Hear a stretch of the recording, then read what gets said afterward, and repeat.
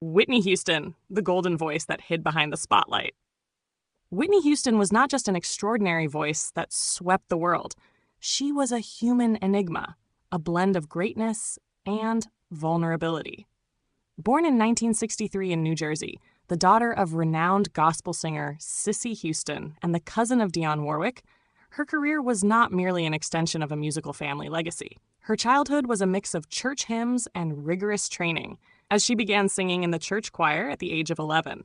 Few know, however, that despite her early talent, she was terrified of performing in front of an audience and would sometimes vomit from fear before taking the stage. Before releasing her debut album in 1985, Whitney was a successful fashion model, appearing on the cover of Seventeen magazine as the first Black woman to achieve this milestone. However, music relentlessly pursued her.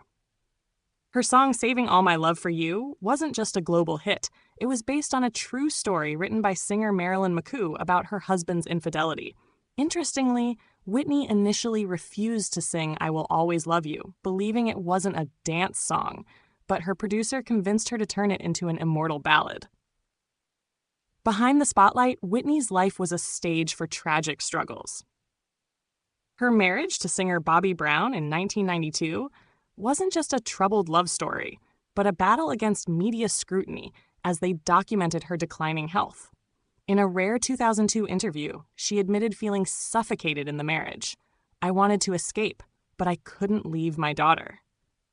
The irony is that her daughter, Bobby Christina, later passed away under eerily similar circumstances, drowning in the same bathtub where Whitney was found lifeless in 2012. Her tragic end wasn't merely an accident. In her final years, she attempted a strong comeback with the album I Look to You, 2009, but her voice, once described as the Black Diamond, had been damaged by years of addiction. During one recording session, she broke down in tears, realizing she could no longer hit the soaring high notes she was famous for, telling her assistant, "I feel like I've let down those who loved me." Many forget Whitney's deeply compassionate side. At the peak of her fame, she would secretly visit children's hospitals to sing for patients and donated concert earnings to AIDS patients at a time when society largely shunned them. Even in her weakest moments, she never lost her playful spirit.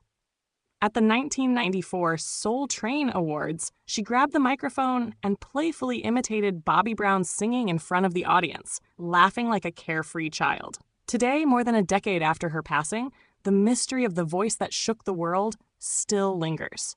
Was the price of greatness too heavy for such a sensitive soul to bear? Perhaps. But what is undeniable is that every note Whitney sang carried a piece of that eternal contradiction, the light and the darkness, the queen who ruled the world with her voice, and the woman who couldn't find solace from her inner. Whitney Houston,